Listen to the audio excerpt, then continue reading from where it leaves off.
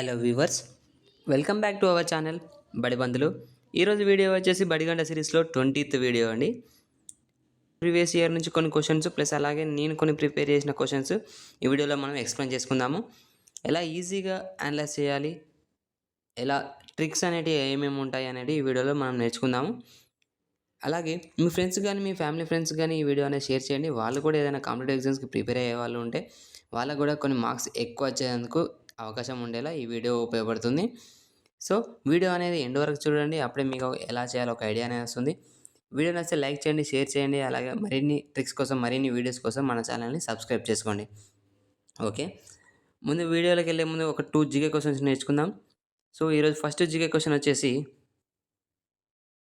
India recently signed an agreement with which country to manufacture AK-203 rifle? AK-203 rifle తయారీకి భారతదేశం ఇటీవల ఏ దేశంతో ఒప్పందం కుదుర్చుకుంది అనేది క్వశ్చన్ అండి. AK-203 అనేది ఒక వెపన్ పేరు. ఆ వెపన్ తయారు చేయడానికి భారతదేశం ఏ దేశంతో ఒప్పందం కూర్చుకుంది అంటే చేతులు కలిపింది అనేసి క్వశ్చన్ అండి. కరెక్ట్ ఆన్సర్ వచ్చేసి రష్యా అండి. India and Russia signed a contract in July 2021 for the manufacture of over 6 lakh AK-203 rifles in India.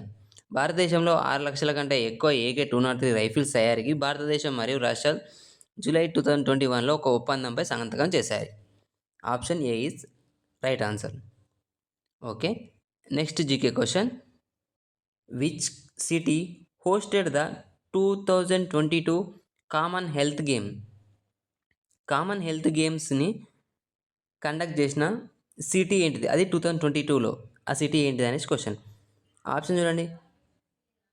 Correct answer వచ్చేసి Birmingham. 2022 Commonwealth games officially known as XXII అంటే 22 Commonwealth games were hosted in Birmingham, England. ఈ Birmingham అనేది ఇంగ్లాండ్లో ఉంది. Okay, మన regular క్వశ్చన్స్లోకి వెళ్ళిపోదాం. మన reasoning క్వశ్చన్లోకి. రీజనింగ్లో ఈరోజు ఫస్ట్ క్వశ్చన్ వచ్చేసి, rearrange the cluttered letters to make meaningful words and then select one which is different from them. ఇక్కడ ఒక లెటర్స్ ఇచ్చారు, ఒక 4 లెటర్స్ ఇచ్చారు, అవి జంబుల్ చేసి ఉన్నాయి. వాటిని రీఅరేంజ్ చేస్తే ఒక 3 వర్డ్స్ అనేవి సేమ్ ఉంటాయో, ఒక వర్డ్ అనేది డిఫరెంట్ ఉంటుంది. అంటే ఆ వర్డ్ అనేది ఏంటిదని క్వశ్చన్. ఇక్కడ చూడండి, OENS అంటే ఎలా రాసుకోవచ్చు? నోస్ అవుతుంది కదా, NOSE nose. Next KWLA walk అవుతుంది కదా, WALK. నెక్స్ట్ C ఏమవుతుంది? Nail, NAIL. Next head, HEAD head. చూడండి, ఇప్పుడు వీటిలో డిఫరెంట్ వన్ ఏంటిది? నోస్ అనేది ఒక బాడీ పార్ట్, హెడ్ అనేది ఒక బాడీ పార్ట్, నేల్ కూడా బాడీలో ఒక పార్ట్ కదా. కానీ బట్ ఇక్కడ వాక్ అనేది డిఫరెంట్ ఉంది చూడండి. So option B is answer. Okay, next question. ఈ క్వశ్చన్స్ అన్నీ కూడా కింద డిస్క్రిప్షన్లో ఒక పీడిఎఫ్లో పెట్టాను. డిస్క్రిప్షన్లో 2 పీడిఎఫ్లు ఇచ్చాను. అలా 70 అని 2 క్వశ్చన్స్ ఉంటాయి. మొత్తం 140 క్వశ్చన్స్ ఉంటాయి. ఆ పీడిఎఫ్ డౌన్లోడ్ చేసుకొని మీరు ప్రిపేర్ అవ్వండి, మీకు కూడా యూజ్ అవుతాయి. ఆన్సర్స్ కూడా ఎండ్లో ఉంటాయి, చెక్ చేయండి. ఇప్పుడు ఈ క్వశ్చన్ చూడండి. If plus denotes multiplication, plus అనేది ఇంటూ అయింది. Next minus denotes addition. Next multiplication denotes division and division denotes subtraction. Then which of the following equation is true? ఇక్కడ ఈక్వేషన్ అన్నిటిని ఇంకో ఈక్వేషన్గా డినోట్ చేశారు. ఇప్పుడు ఇక్కడ ఇచ్చిన ఈక్వేషన్స్ ఈక్వల్ 26కి ఏది సాటిస్ఫై అవుతుంది అనేసి క్వశ్చన్ అండి. ఫస్ట్ ఏలో 26 ఉంది కదా, అలా ఈక్వల్ తర్వాత వచ్చేదానికి ఏ సాటిస్ఫాక్షన్ అవుతుంది ఈ ఇచ్చిన ఫాలోయింగ్ ఈక్వేషన్స్కి అనేది క్వశ్చన్ అండి. ఇప్పుడు చూడండి, 15 ప్లస్ అంటే ఏంటిది? ఇంటూ 15. ఇంటూ అంటే డివైడెడ్ బై, ఇక్కడ చేంజ్ చేశారు కదా క్వశ్చన్లో, ప్లస్ అనేది మల్టిప్లికేషన్గా, మైనస్ అనేది అడిషన్గా, ఇంటూ అనేది డివిజన్గా, డివిజన్ అనేది సబ్స్ట్రాక్షన్గా మార్చారు కాబట్టి మనం కూడా ఈ ఈక్వేషన్లో ఇచ్చిన వాటిని పైన ఇచ్చిన వాటితో రిప్లేస్ చేసుకోవాలి. నెక్స్ట్ 3 మైనస్ అనేది ప్లస్ 4, నెక్స్ట్ డివైడెడ్ బై ఏమైంది -5 ఈజ్ ఈక్వల్ టు 26 రావాలి. ఇదంతా ఇప్పుడు ఈ ఈక్వేషన్ అంతా సాల్వ్ చేస్తే మనకు 26 అనేది రావాలి. వస్తుందో చూద్దాం. ఫస్ట్ డివైడెడ్ బై ఉన్న చేయాలి, బాడ్మస్ రూల్ కదా. First divided by 15/3 5, 3 5 15 plus 4 -5. Next ఇక్కడ 15 ఇంటూ ఉంటుంది కదా, 15 ఇంటూ 5 అంటే ఎంత అవుతుంది 75 కదా. 75 ప్లస్ 4 79, 79 - 500 ఈజ్ ఈక్వల్ 26 రాదు కదా. అంటే option A is wrong. Next దాన్ని చూద్దాము. ఓకే, నెక్స్ట్ బి చూద్దాము. 11 డివైడెడ్ బై అంటే -8 into divided by 2 minus plus 4 plus into 1 is equal to 42 రావాలి. డివైడెడ్ బై చూడండి ఇదే కదా, 8 డివైడెడ్ బై 2 అంటే 4 -11 ప్లస్ 4 ఇంటూ 1. నెక్స్ట్ ఇంటూ చేద్దాం. 4 into 1 4, 4 plus 4 8, 11 minus 8 is equal to 42 అవుతుందా? అవ్వదు కదా. సో బి కూడా రాంగ్. నెక్స్ట్ డి చూద్దాం, సి ఆప్షన్ చూద్దాము. సి వచ్చేసి 9 ప్లస్ అంటే ఇంటూ 5 మైనస్ ప్లస్ 16 ఇంటూ అంటే divided by 4, next divided by -2 is equal to 41 రావాలి. ఇప్పుడు 16/4 అంటే ఎంత? 4 4 16 అంటే 4 అవుతుంది. 9 into 5 45, 45 plus 4 -2 is equal to 41 అవుతుందా? 45 ప్లస్ 4 49, 49 మైనస్ 2 47 అవుతుంది. 47 అంటే ఈజ్ ఈక్వల్ 41 కాదు, అవ్వట్లేదు. సో ఆప్షన్ సి కూడా రాంగ్. నెక్స్ట్ డి చూద్దాం. 10 మైనస్ అంటే plus 12 divided by -18 into divided by 6 plus into 2 is equal to 16. 18 by divide by 6 అంటే 6 3 18 కదా, అంటే 3 ఇంటూ 2 10 ప్లస్ 12 మైనస్. ఓకే, ఇప్పుడు 3 ఇంటూ 2 6 కదా, 3 ఇంటూ 2 6, 10 ప్లస్ 12 22, 22 మైనస్ 6 ఎంత అవుతుంది? 16 కదా, ఏంటి ఈజ్ ఈక్వల్ టు 16 అవుతుంది కదా. 22 మైనస్ 6 16, అంటే option D is correct answer. Option D cross check చేసుకోండి. Okay, next question. Find the missing term in the series. ఇక్కడ క్వశ్చన్ మార్క్ ఇచ్చారు, ఒక సిరీస్ ఇచ్చారు, లాస్ట్ క్వశ్చన్ మార్క్ ఇచ్చారు. క్వశ్చన్ మార్క్ ప్లేస్లో నెక్స్ట్ కంటిన్యూగా ఏది నెంబర్ వస్తుంది అనేసి క్వశ్చన్ అండి. ఇప్పుడు 3 7 13 21 31 నెక్స్ట్ సిరీస్లో ఏమొస్తుందని క్వశ్చన్. ఈ 3 7 ఎలా అయింది, 7 13 ఎలా అయింది, 13 21 ఎలా అయింది, 21 31 ఎలా అయిందో మనం చెక్ చేద్దాం ఒకసారి. చూడండి, 3కి 7కి ఎంత డిఫరెన్స్ ఉన్నది? +4. నెక్స్ట్ 17కి 13కి +6. నెక్స్ట్ 13కి 21కి +8. నెక్స్ట్ 21కి 30కి +10. ఇక్కడ చూడండి, 4 + 2 6 + 2 8 + 2 10. అంటే నెక్స్ట్ ఏం రావాలి? నెక్స్ట్ మళ్ళీ +2 అంటే 12 రావాలి కదా.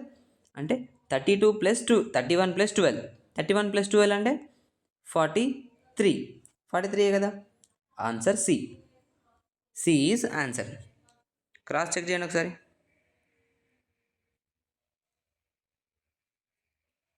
Okay, next question. Okay, select the option that is related to the 5th letter cluster in the same way as the 2nd letter cluster is related to the 1st letter cluster and 4th letter cluster is related to the 3rd letter cluster. అంటే ఇక్కడ PJEB is related to the SQHI and MCQX related to the PJTE. Then LRCT is related to what అనేసి question mark ప్లేస్లో ఏమొస్తుందని question. ఇప్పుడు PJEB ఎలా రాశారు చూద్దాము. PJEB ఎలా రాశారు? SQHI P16 J10 E5 B2 S19 Q17 H8 I9. ఇప్పుడు 17కి 19కి ఎంత రిలేషన్ ఉన్నది? +3. Next 10 to 17 +7. Next 5 to 8 +3. Next B29 అంటే 2 to 9 +7. అంటే ఇక్కడ రిలేషన్ ఏముంది? +3 +7 +3 +7 రిలేషన్ ఉంది. అలానే నెక్స్ట్ దానికి కూడా చూద్దాం. చూడండి, సేమ్ దానికి కూడా అదే వస్తుందో చూద్దాం. MCQX PJTE M13 C3 Q17 X24 P16 J10 T20 E5. ఇప్పుడు 13కు 16కి +3, 3కి 10కి +7, 17కి 20కి +3, 24కి 5కి +7 కదా. అంటే 25 26 +2 +5 +7 కదా. ఇక్కడ రిలేషన్ సాటిస్ఫై అవుతుంది కదా. సేమ్ ఇదే రిలేషన్ ఇప్పుడు థర్డ్ దానికి కూడా సాటిస్ఫై కావాలి. థర్డ్ ఏంటిది? LRCT 12 R18 C3 T20. మనకేం రావాలి? +3 +7 +3 +7 అంతే కదా. చూడండి, 12 + 13 15 కదా. 15 అంటే ఏం రావాలి? ఫస్ట్ ఓ రావాలి. ఓ ఎక్కడుంది? ఏలో లేదు, సిలో లేదు, డిలో లేదు. అంటే బి ఈజ్ రైట్ ఆన్సర్. ఈ మిగతాది కూడా వస్తుందో చూద్దాము. 18 + 7 25 కదా. 18 + 7 25. 25 అంటే వై. ఓకే. నెక్స్ట్ 3 + 3 6. 6 అంటే ఎఫ్. నెక్స్ట్ 20 + 7 27. 27 అంటే 1 ఏ. చూడండి వచ్చింది కదా, OYFA. ఓకే, క్రాస్ చెక్ చేసుకోండి ఒకసారి. Okay, next question. Select the number from among the options given that is related to the fifth number in the same way as the second and fourth numbers are related to the first and third numbers respectively. ఇక్కడ ఈ 2 numbers and ఈ 2 numbers next 7 తర్వాత వచ్చే number కూడా ఒక relation ఉందంట ఈ రెండింటికి. సో ఈ 11 and 143కి 13కి 2 to 1కి ఏదైతే రిలేషన్ ఉందో సేమ్ 7కి ఉన్న క్వశ్చన్ మార్క్లో వచ్చే నెంబర్ కూడా సేమ్ అదే రిలేషన్ ఉండాలని క్వశ్చన్ అని చూద్దాం. ఇప్పుడు 11కి 143కి రిలేషన్ ఏముందో చూద్దాము.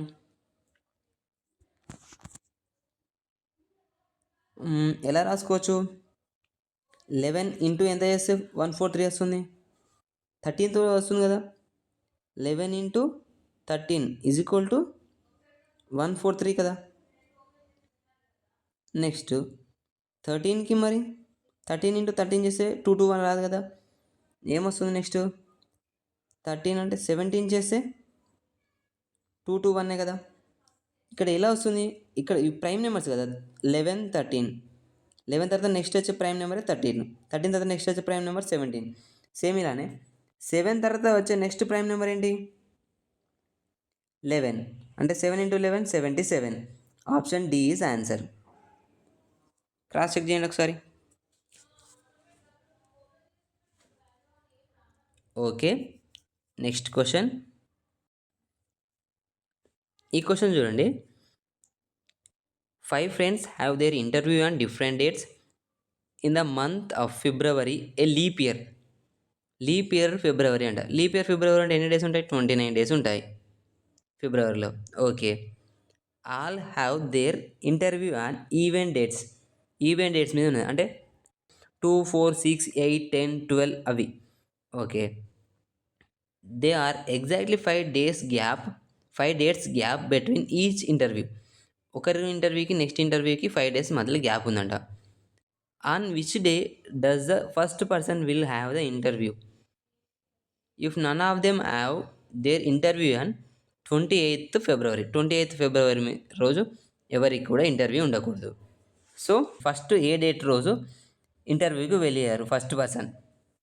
ఇక్కడ ఏమన్నాడు, ఈవెంట్ డేట్స్ రోజే వాళ్ళకి ఇంటర్వ్యూ ఉన్నాను అంటే ఫస్ట్ వదిలేసి సెకండ్ డేట్ రోజు ట్రై చేద్దాం. ఇప్పుడు ఫస్ట్ సెకండ్ డేట్ రోజు వెళ్తే ఎలా వెళ్తుంది? ఫస్ట్ పర్సన్ సెకండ్ డేట్ రోజు వెళ్తే నెక్స్ట్ సెకండ్ పర్సన్ ఎప్పుడు వెళ్ళాలి? సెకండ్ పర్సన్ మళ్ళీ మధ్యలో 5 డేస్ గ్యాప్ ఉండాలి. అంటే 2 అయిపోయింది. 2 అంటే 3, 4, 5, 6, 7 అంటే 7 వరకు 5 డేస్ కంప్లీట్ అవుతాయి. నెక్స్ట్ 8th రోజు ఉంటుంది ఇంటర్వ్యూ. మళ్ళీ 8 టు నెక్స్ట్ 5 మధ్యలో గ్యాప్ వదిలేసి 6th కావాలి మనకి. అంటే 8 + 5 13 అంటే 13 తర్వాత ఏమొస్తుంది 14. మధ్యలో 5 డేస్ ఉండాలి కదా. ఇక్కడికి ఎన్ని రోజులు ఉన్నది? 8 - 2 మధ్యలో 8 - 2 అంటే 6 వస్తుంది. కానీ మనకి మధ్యలో 5 డేస్ గ్యాప్ ఉండాలి. అంటే 3rd, 4th, 5th, 6th, 7 అంటే 5 డేస్ అవుతుంది కదా. 1, 2, 3, 4, 5 అంటే ఇక్కడ 5 డేస్ గ్యాప్ ఉంది. నెక్స్ట్ 9, 10, 11, 12, 13. ఓకే, ఇప్పుడు 8 తర్వాత 1, 2, 3, 4, 5 మళ్ళీ ఇక్కడ కూడా 5 డేస్ గ్యాప్ ఉంది. నెక్స్ట్ 17 తర్వాత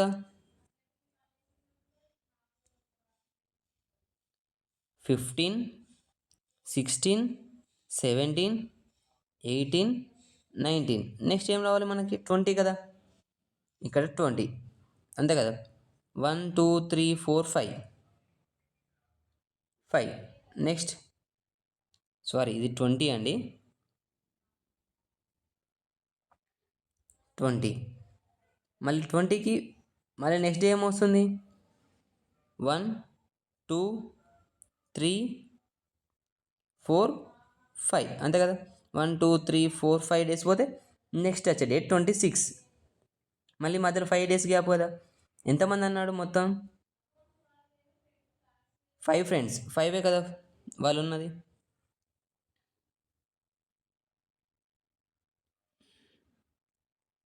5 ఫ్రెండ్సే కదా. ఫస్ట్ డే రోజు ఒకరు, సెకండ్ డేట్ రోజు ఒకరు, 8th date, 14th date, 20th date, 26th date. చూడండి సాటిస్ఫై అయిపోయింది కదా. మనకి 28th డేట్ రోజు ఇంటర్వ్యూ ఉండకూడదు. 28th డేట్ రాలేదు. నెక్స్ట్ ఈవెంట్ డేట్స్, అన్ని ఈవెంట్ డేట్సే వచ్చాయి. సో ఫస్ట్ పర్సన్ ఇప్పుడు క్వశ్చన్ ఏమన్నాడు? If none of their have interview on 28th. Okay, on which date does the first person will have interview first పర్సన్కి ఏ రోజు ఉంటుంది?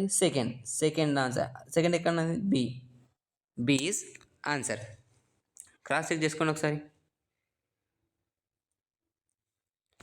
Okay, next question. Which of the following days will be on 19th April 2020? ఏ రోజు 19th April 2020న ఉంటుంది? అంటే ఏ week day ఉంటుందని question అండి. నేను నార్మల్ చాలాసార్లు చెప్పాను, ఇప్పుడు మళ్ళీ వచ్చిన క్వశ్చన్ చూద్దాం ఒకసారి. మనకి ఇయర్ కోడ్స్, మంత్ కోడ్స్ బట్టి చేసుకోవచ్చు కదా. మంత్ కోడ్ అంటే ఏంటి? 1001 4234 4566 అంతే కదా. 2000 కోడ్ ఎంత? +6. చూద్దాం ఇప్పుడు చూడండి. 19 + ఏప్రిల్ అంటే జనవరి, ఫిబ్రవరి, మార్చ్, ఏప్రిల్ 0 +2000 ఏమవుతుంది? 6 +2020 2020లో ఎన్ని లీప్ ఇయర్స్ ఉన్నాయి? 20/4 ఇయర్స్ వస్తుంది. 2 4 1 4 5 +5/7 = ఎంత? 19 + 0 అంటే 19 + 6 25 25 + 20 45 45 + 5 50 50/7. 7 టేబుల్లో 50 ఎప్పుడు వస్తుంది?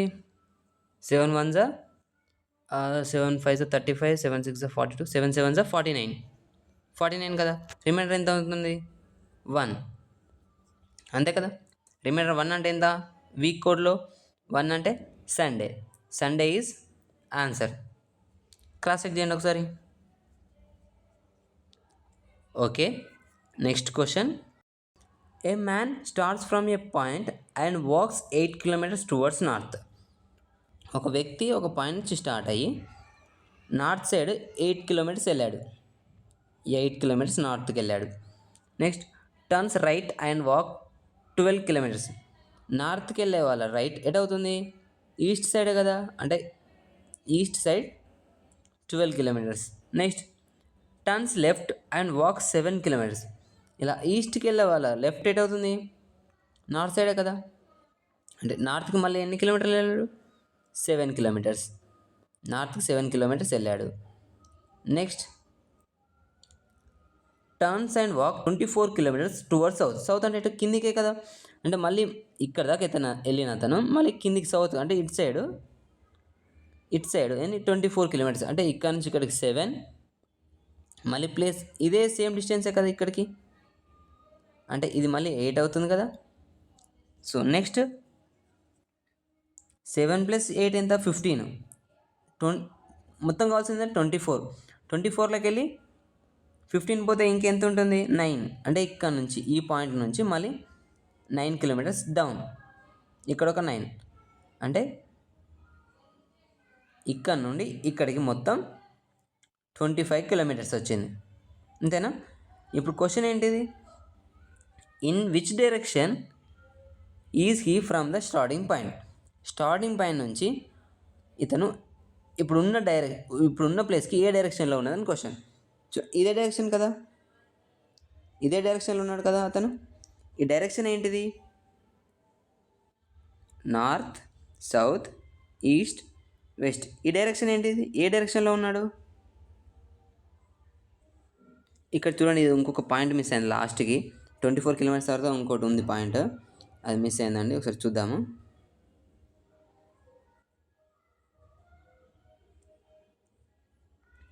$24 కిలోమీటర్స్ వచ్చాడు ఇక్కడ నుంచి. ఇప్పుడు ఇదంతా ఇక్కడికి 24 అయిపోయింది. Next turns and walk 12 kilometres, ఇది మిస్ అయిందండి మనం ఇవరగా. రైట్ అంటే సౌత్కి వెళ్ళే వాళ్ళ రైట్ ఎట్ అవుతుంది, ఇటు సైడే కదా, ఇటే కదా, అంటే ఇక్కడ మళ్ళీ 12 కిలోమీటర్స్, అంటే ఈ డిస్టెన్సే కదా ఇక్కడ కవర్ అయ్యేది, అంటే మళ్ళీ ఇక్కడికి వచ్చి ఇక్కడికి ఆగాడు. సో ఇప్పుడు క్వశ్చన్ ఏంటిది, ఇక్కడ 12 కిలోమీటర్స్. క్వశ్చన్ వచ్చేసి in which direction is he from the starting point. ఇక్కడ నుంచి ఇప్పుడు ఇతను ఆగి ఉన్న పాయింట్కి ఏ డైరెక్షన్లో ఉన్నాడు అని అర్థం క్వశ్చన్ అండి. ఇక్కడ నుంచి ఏ డైరెక్షన్లో ఉన్నాడు, సౌత్ కదా, డౌన్ ఉన్నాడు కదా, సౌత్ కదా. Option B is answer, south. Cross check చేసుకోండి ఒకసారి. Okay, next question. On a crossing there is symbol telling the direction of roads north, east, south, west. ఇక్కడ నార్త్, వెస్ట్, సౌత్, ఈస్ట్ అని ఒక sign board ఉందంట road పైన. The symbol అంటే ఈ direction చెప్పి ఒక సింబల్ ఉంది అక్కడ. The symbol turns due to an accident. ఒక యాక్సిడెంట్ వల్ల ఈ సింబల్ అనేది టర్న్ అయింది, అంటే డైరెక్షన్స్ అనేది చేంజ్ అయినాయి. The part which is telling north direction is now tells the west direction. ఇప్పుడు నార్త్ డైరెక్షన్ అనేది వెస్ట్ అయిపోయింది. ఇఫ్ ఎ ట్రావెల్, ఇప్పుడు రాసుకుందాము ఇది ఎలా అయింది అంటే నార్త్ సైడ్ ఇప్పుడు వెస్ట్ చూపిస్తుంది. ఇది ఒక యాక్సిడెంట్ అయ్యి ఆ సింబల్ అనేది టర్న్ అయింది. టర్న్ అయినప్పుడు నార్త్ సైడ్ చూపించేది వెస్ట్ అయింది. వెస్ట్కి ఆపోజిట్ ఏముంటుంది, ఈస్ట్. అండ్ వెస్ట్కి క్లాక్ వైజ్లో ఏముంటుంది, నార్త్. అంటే నార్త్కి ఆపోజిట్ ఈస్ట్, ఇంతే కదా. ఇది యాక్చువల్ సింబల్. యాక్సిడెంట్ అయినాక అది ఇలా రొటేట్ అయిపోయింది, అంతే కదా, ఈ సింబల్లో రొటేట్ అయింది. ఇప్పుడు if A traveller goes to the south direction with the help of turning symbol. ఈ ఒక్క నిమిషం అండి, ఇక్కడ ఈస్ట్ రాశాను, నార్త్కి ఆపోజిట్ సౌత్ కదా, ఇక్కడ సౌత్ ఉంటుంది కదా. Okay, if a traveller goes to the south direction with the help of turning symbol. Turning symbol అంటే ఇదే కదా టర్నింగ్ సింబల్. ఈ సింబల్ని చూసి తను సౌత్ డైరెక్షన్లో వెళ్తున్నాడు, అంటే ఈ డైరెక్షన్లో వెళ్తున్నాడు. Then really in which direction he is going now. ఈ టర్నింగ్ సింబల్ని చూసి సౌత్ డైరెక్షన్లో వెళ్తున్నాడు. యాక్చువల్ సింబల్లో ఇతను వెళ్ళే డైరెక్షన్ ఏలో ఉంది? ఇటే కదా, అంటే వెస్టే కదా. Option C is answer. Actual డైరెక్షన్లో వెస్ట్లో వెళ్తున్నాడు, బట్ సింబల్లో సౌత్లో చూపిస్తుంది turning symbol. Okay, next question అండి. ఈ వీడియోలో ఇదే లాస్ట్ క్వశ్చన్ అండి, చూద్దాం చూడండి. Megha started walking from a point A and walk 15 kilometers towards east. Megha అనే ఆమె ఒక పాయింట్ నుంచి 15 kilometers టువర్డ్స్ ఈస్ట్కి వెళ్ళింది. ఈస్ట్ సైడ్ అంటే ఇటే కదా, ఎన్ని కిలోమీటర్లు? 15 kilometers వెళ్ళింది. Next, and stops at point B. ఇక్కడ పాయింట్ ఏ అండ్ ఇక్కడ పాయింట్ బి దగ్గరికి వచ్చి ఆగింది. నెక్స్ట్, షీ టర్న్స్ 90 degrees అండి, ఇక్కడ డిగ్రీస్ మిస్ అయింది, degrees to her left and walks 12 kilometers. ఈస్ట్కి వెళ్ళే ఆమెకి 90 degrees లెఫ్ట్ అంటే ఎట్ అవుతుంది? నార్త్కే కదా, అంటే నార్త్కి 12 kilometers to reach point C. ఇక్కడ C. Okay, next, in which direction is point C with respect to point A. ఈ పాయింట్ ఏకి సి అనేది ఏ డైరెక్షన్లో ఉన్నదని క్వశ్చన్ అండి. అంటే ఈ డైరెక్షనే కదా, ఈ డైరెక్షన్ ఏటవుతుంది? ఇటు నార్త్ అవుతుంది, ఇటు సౌత్ అవుతుంది. ఇది ఈస్ట్, ఇది వెస్ట్. ఈ డైరెక్షన్ అంటే ఈ డైరెక్షన్లో ఏముంటుంది ఇప్పుడు? నార్త్ ఈస్ట్ కదా. Option A is answer. Option A is answer. Cross check చేసుకోండి ఒకసారి.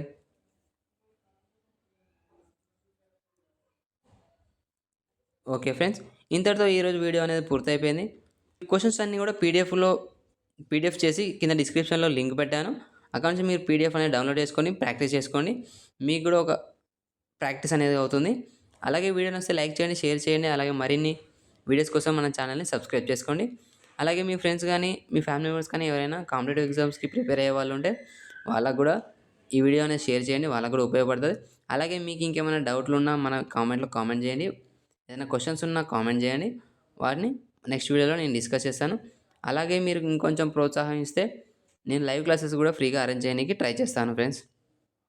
ఓకే, కానీ వీడియో మాత్రం ప్రతి వీడియో ఎండ్ వరకు చూడండి, అప్పుడే మీకు ఒక క్లారిటీ అనేది వస్తుంది.